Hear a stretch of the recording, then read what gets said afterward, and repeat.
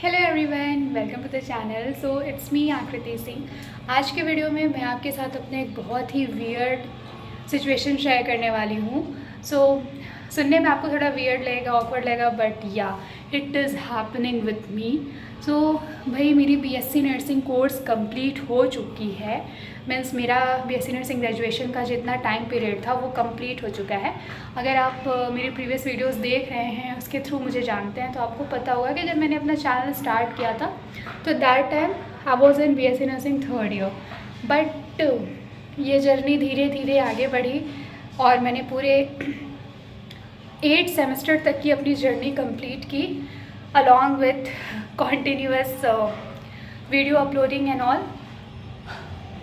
But इतना कुछ सब सारी चीज़ें साथ में मैनेज करने के बाद भी अभी तक मुझे मेरे ये बीएससी नर्सिंग कोर्स की हेक्टिक रूटीन से छुटकारा नहीं मिला है। तो रीज़न उसका ये है कि भाई मेरे कॉलेज के कुछ अजीब से रूल रेगुलेशन हैं जिसे आप जब तक कम्प्लीटली फॉलो नहीं करोगे, जब तक उस रूल रेगुलेशन की जो भी क्राइटेरिया है, जो रिक्वायरमेंट है, जब तक आप उसको फॉलो नहीं करोगे, आपको आपका एनओसी, आपका डिग्री नहीं मिलेगा। और जब तक आपको आपका एनओसी और डिग्री नहीं मिलेगा, आप कहीं जाने के लायक ही नहीं हो। तो ऑटोमेटिकली आपको इसी कॉलेज में रहकर फ्री में अपना टाइम वेस्ट करना होगा और यहाँ पे क्लिनिकल ड्यूटी करनी होगी। तो आज ही मैं छोटा सा आपके साथ व्लॉग शेयर कर रही हूँ। और अभी एक प्रॉब्लम ये भी है कि बीएससी नर्सिंग फाइनल सेमेस्टर में आपको रिसर्च थीसिस सबमिट करनी होती है।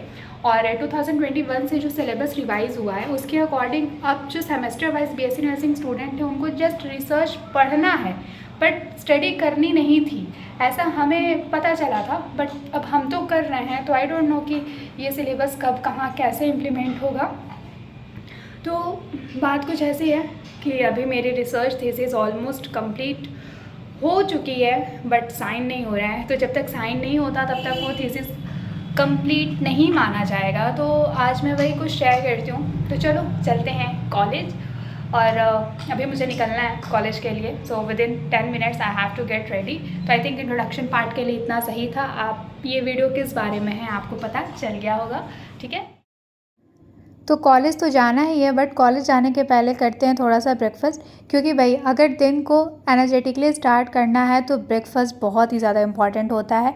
और अभी मैं इतना ज़्यादा स्ट्रेस फील कर रही हूँ ना कि मेरा ना ही खाना बनाने का मन करता है और ना ही मेरा खाना खाने का मन करता है। बट इन सारी सिचुएशन के बीच अंडर वेट होते जा रही हूँ, तो भाई मेरे को अपने डाइट का ध्यान तो रखना ही पड़ेगा। So today I have decided कि मन हो या ना हो मैं ब्रेकफास्ट रेडी भी करूँगी और उसको पूरे अच्छे से खा के ही जाऊँगी। तो मैंने ज़्यादा कुछ, तो वैसे मैं उतनी टाइप की हूँ नहीं कि मेरे को कुकिंग एक्सपर्ट हूँ नहीं मैं, तो ठीक है मैंने अपने लिए फ्राइड राइस बनाया और लकीली बहुत टेस्टी बन गया था। तो ठीक है, एक अच्छे से प्रॉपर ब्रेकफास्ट कंप्लीट हो गया और अब मैं निकलती हूँ कॉलेज के लिए। ओके, सो अभी मैं कॉलेज के लिए हो गई हूँ रेडी और let's go to take a spiral binding of my thesis. And उस थीसिस को मुझे पहले अपनी को गाइड से साइन कराना है एंड देन गाइड से साइन कराना है। तो ये प्रोसेस सुनने में जितना बहुत ही ज़्यादा सिस्टमैटिक और बहुत ज़्यादा इजी लग रहा है, ये प्रोसेस को कंप्लीट करना उतना ही ज़्यादा टफ़ है, क्योंकि इतना ज़्यादा करेक्शन कर चुकी हूँ और पिछले 7 महीने से लगातार इस रिसर्च स्टडी को कंप्लीट करने में मैं लगी हुई हूँ। But still I am not able to get it signed by my guide and co guide. तो क्या ही कह सकते हैं। चलो अभी दिखाती हूँ आज का routine. To be very honest, मुझे यहाँ की हर एक चीज़ इरिटेट करती है, बट सबसे ज़्यादा जो इरिटेटिंग है वो है यहाँ का ट्रांसपोर्टेशन सिस्टम, बहुत ही बेकार है। तो इस कैंप तो तब हुआ जब मैं रूम से निकली तो बिल्कुल बारिश नहीं रही थी, और कॉलेज कैंपस पहुँचने के बाद इतनी ज़्यादा तेज़ बारिश, मतलब रास्ते में ही बहुत ज़्यादा बारिश हो गई थी, तो मैं बिल्कुल भीग गई थी। पर ठीक है, इधर हमारे कॉलेज कैंपस में जो जेरोक्स वाले भैया वो मेरे स्पायरल बाइंडिंग रेडी कर रहे थे, और फिर बाइंडिंग रेडी हो गई। तो ठीक है, वो तो मुझे पता था कि ऑफ कोर्स वो एक बार में साइन नहीं होगा, बट फिर भी इतना बाइंडिंग रेडी हो गया, उसको देख के ही काफ़ी सुकून मिला।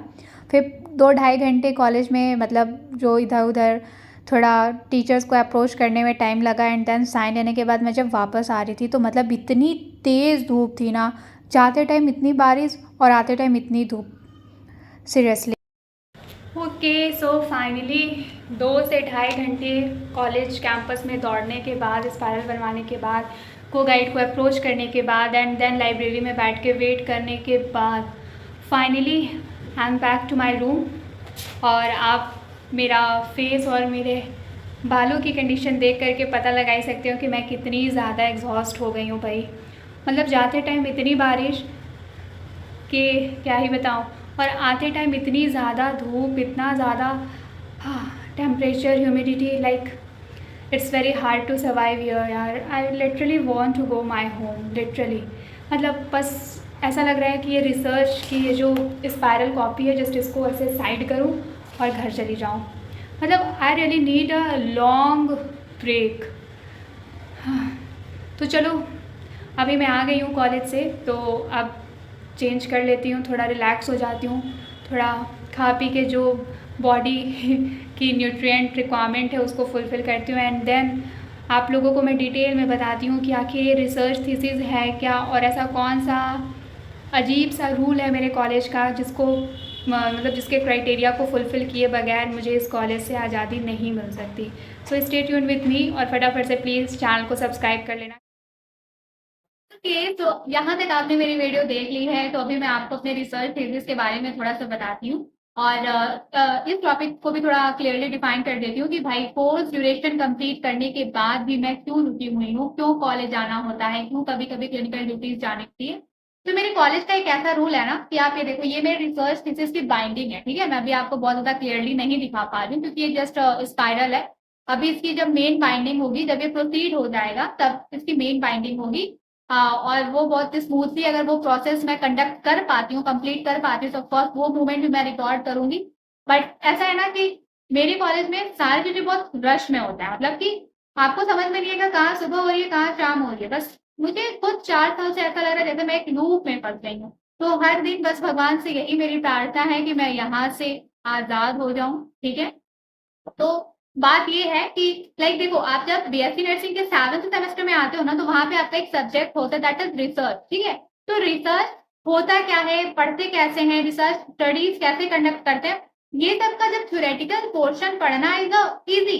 बट आप जब रिसर्च थीसिस अपनी खुद की रेडी करते हो, जब आप रिसर्च कंडक्ट करते हो ना, तो वो थोड़ा सा टफ होता है। और बीएससी लेवल पे अगर हमारे टीचर्स हमसे ये एक्सपेक्ट कर रहे हैं कि हम पीएचडी लेवल का रिसर्च उनको करके दें, और एज अ नर्स हम कोई मशीन तो बना नहीं रहे, वी आर जस्ट यार एक टॉपिक है उस पर हम सारा डेटा वगैरह कलेक्ट कर रहे हैं, जो जो रिसर्च मेथड ये सब टूल्स वगैरह यूज हुआ है उसके बेसिस पे हम ये थीसिस कंप्लीट कर रहे हैं। जस्ट ये आप समझ लो ये एक पेपर वर्क है, इसमें कोई भी हम इंस्ट्रूमेंट नहीं बना रहे, it's just a kind of paper work.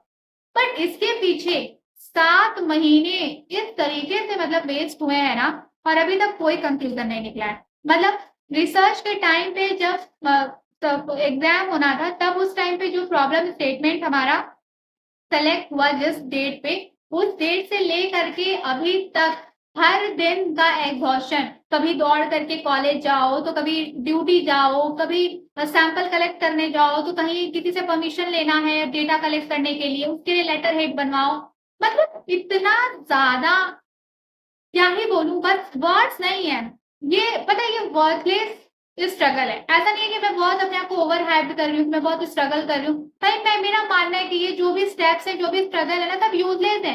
Just आपको ये थीसिस ही देनी है। और आप ये जो करेक्शन देख रहे हो ना, इसमें कुछ बहुत खास करेक्शन, जैसे कि मैंने बताया कि आज मैं कॉलेज गई थी, तो करेक्शन के नाम पे फॉन्ट साइज अलाइनमेंट सिर्फ इन्हीं सब चीजों में करेक्शन है, क्योंकि हम तो डेटा कलेक्ट करके ले आए हैं। आपने जहां से बोला था हमने वो डेटा कलेक्ट करके लाया, और जो डेटा हमें मिला वो डेटा वो वही रहेगा ना, वो चेंज तो होगा नहीं।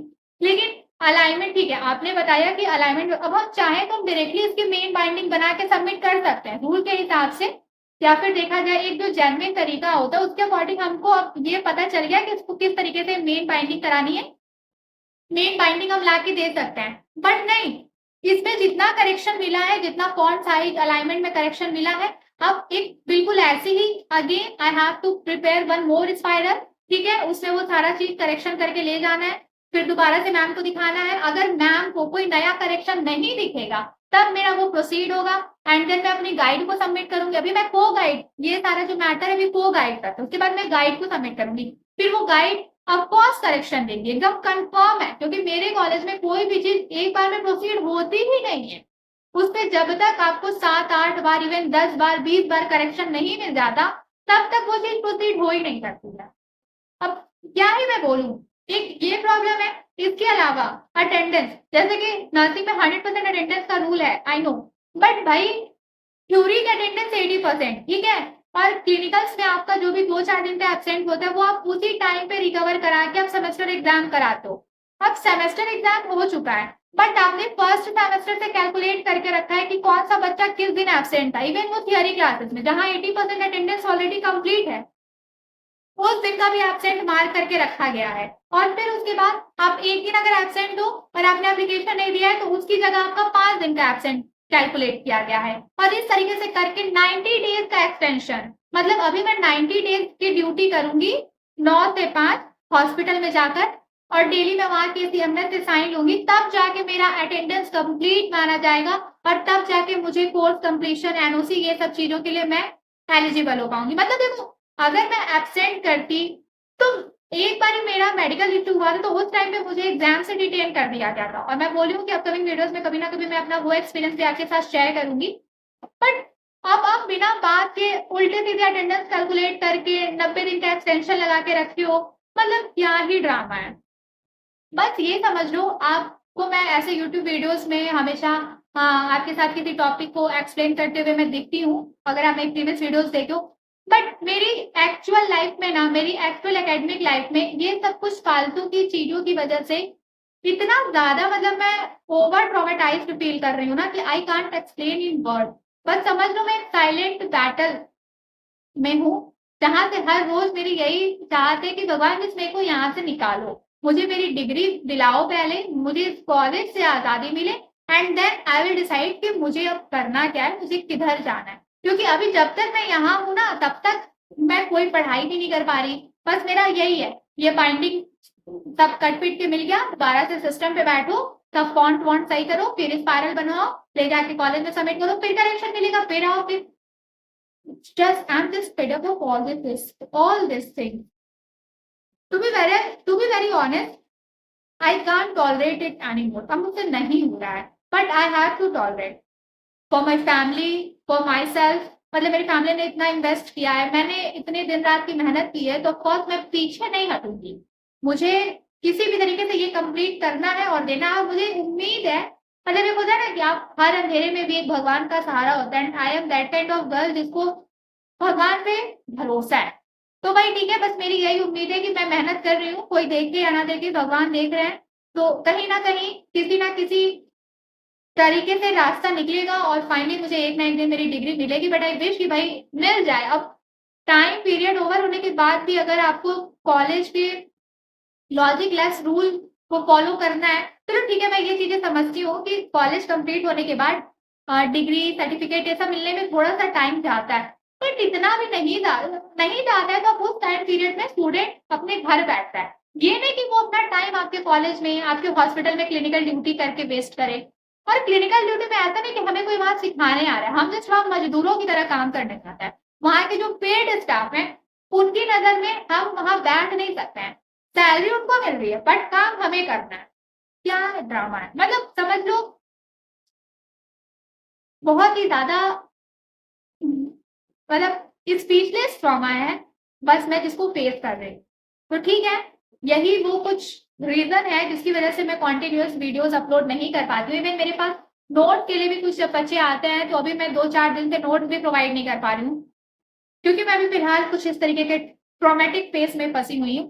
पर ठीक है, यहाँ से निकलते ही जिस तरीके से, बट हाँ, मेरे को एक बात बोलना है कि मेरे इस ट्रॉमेटिक फेज में अगर मेरी कुछ स्ट्रेंथ है तो वो आप लोगों को, मतलब मैं जब वीडियोस अपलोड करती हूँ, जब व्यूज, कमेंट, लाइक और मतलब आते हैं तो ऐसा लगता है कि ठीक है यार, मैं कहीं कुछ तो अच्छा कर रही हूँ। तो ठीक है, थैंक यू सो मच आपके सपोर्ट के लिए, and also thank you so much for watching this video. और हाँ, मैं जब अपना कुछ एक्सपीरियंस शेयर करती हूँ तो कुछ लोगों को ऐसा लगता है कि मैं नर्सिंग स्टूडेंट्स को डरा रही हूँ, तो प्लीज भाई मैं क्यों डराऊंगी, मतलब मेरा क्या ही उसमें बेनिफिट है। I am just sharing my experience with you all, ठीक है, इससे ज्यादा मेरा कुछ और नहीं। आपके कॉलेज में ये सारे प्रॉब्लम्स नहीं है तो अच्छी बात है। मेरे कॉलेज में मैं इसलिए बता रही हूँ, मैं ऐसा नहीं बोल रही हूँ कि सभी कॉलेजेस में ऐसा ही होता है। I am just talking about my college and my student life, ठीक है। Okay, so this is all about today's video. Thank you so much for watching this video. अगर आप भी मेरी तरह एक नर्सिंग स्टूडेंट हो तो चैनल को जरूर सब्सक्राइब कर लेना, क्योंकि मैं अपने चैनल पे नर्सिंग स्टूडेंट के लिए फ्री लेक्चर, वीडियोस, नोट्स और guidance strategies time to time share करती रहती हूँ। ठीक है, तो अपना ध्यान रखो, हम जल्दी मिलेंगे नेक्स्ट वीडियो में। बट हाँ, चैनल को सब्सक्राइब करके बेल आइकन पे जरूर क्लिक कर लेना, जिससे अपकमिंग वीडियोस की सारी नोटिफिकेशन आपको मिलती रहे।